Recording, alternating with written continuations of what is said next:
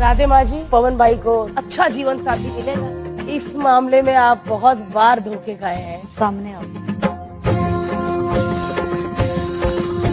इसका दिल बहुत साफ है। इसको 45 साल में एक बहुत अच्छी लविंग वाइफ मिलेगी। अरे भाई, ये हमने क्या सुन लिया। 45 साल के एज में पवन सिंह करने जा रहे हैं चौथा शादी। हाँ देखिए, अभी भोजपुरिया बवाल शो में तो भोजपुरी के तमाम सारे हीरो पहुंचे हुए हैं, जहां पर एक साध्वी ने भविष्यवाणी कर दिया है पवन सिंह के शादी को लेकर के। इसी का आप सबको पता होगा कि अभी हालिया पत्नी ज्योति सिंह है, जिनके साथ 7 साल से तलाक का मैटर भी चल रहा है। और हाल ही में एक भोजपुरिया बवाल शो से ही पवन सिंह के मां का वीडियो भी सामने आया था। इसमें वो कह रही थी कि पवन बेटा, अब शायद मैं नहीं रहूंगा, तुम अपना घर बसा लो।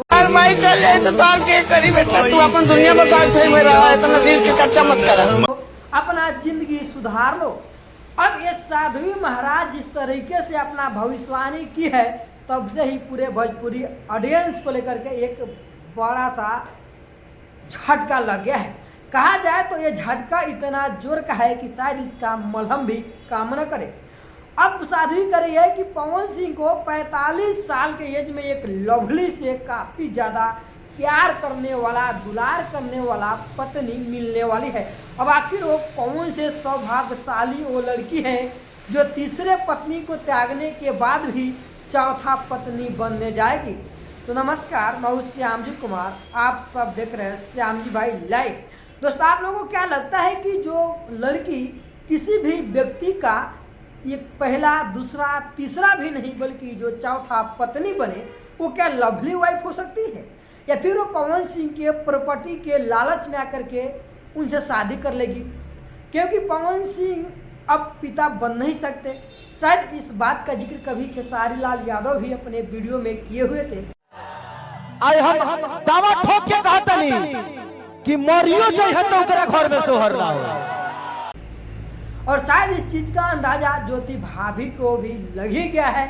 तब तो वो इन दिनों IVF का काफी चक्कर काट रही है। ज्योति सिंह IVF से चाहेंगे? बिल्कुल, अगर मैं आके यहाँ पे लोगों को जागरूक करती हूँ तो फिर मेरे लिए क्यों नहीं ये चीजें हो सकती हैं। बिल्कुल, अगर भविष्य में मुझे लगा तो जरूर मैं ट्रीटमेंट लूंगी। समाज के लोग, बहुत सारे लोग गलत भी बोलेंगे, ट्रोल भी करना चालू करें, उसको कैसे देखें? कोई इशू नहीं है। देखिए, लोगों का काम है बोलना, लोगों की मतलब ठीक है, लोगों की जिस तरीके की सोच है उस तरीके का प्रतिक्रिया देते हैं वो।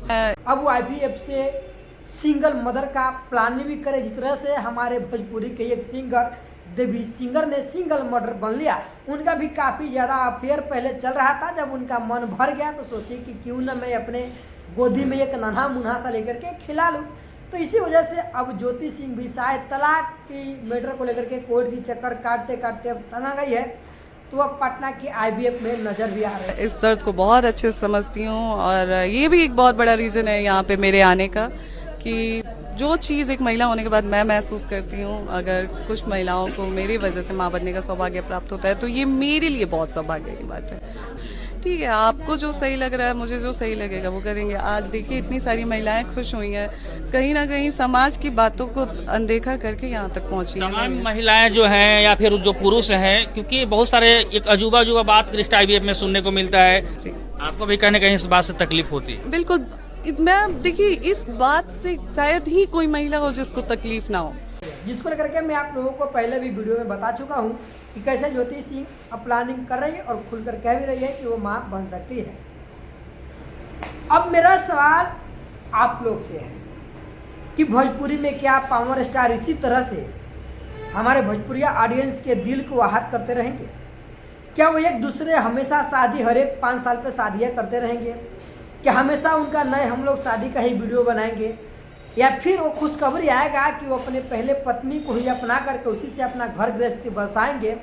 इसको लेकर के आप लोग का क्या प्रतिक्रिया, कमेंट करें। तो नमस्कार, मैं हूँ आप सबका छोटा भाई श्याम जी कुमार और आप सब देख रहे हैं श्याम जी भाई लाइव। दोस्त, आप लोग को वीडियो अच्छा लगे तो वीडियो को शेयर कीजिए और ज़्यादा से ज़्यादा आप लोग इस वीडियो को शेयर कीजिए। और अगर हमारे चैनल पर नए हैं तो चैनल को प्लीज़ सब्सक्राइब कर लीजिए, ताकि आप लोग का मदद और हमारे परिवार बड़ा से बड़ा होते जाए, ताकि मैं भोजपुरी से जुड़े हर एक खबर सबसे पहले आप लोगों के पास परोसते रहूं।